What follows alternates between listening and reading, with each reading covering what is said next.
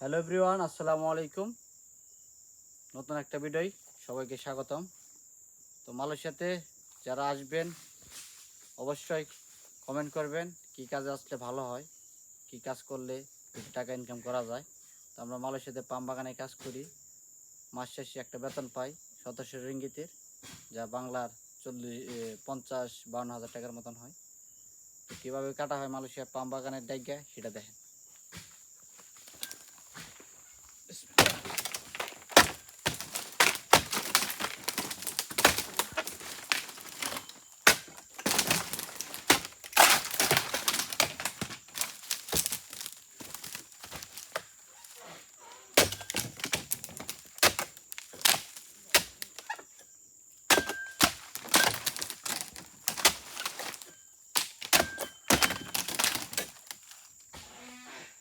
তো আজকের ভিডিওটা এই পর্যন্ত হয়।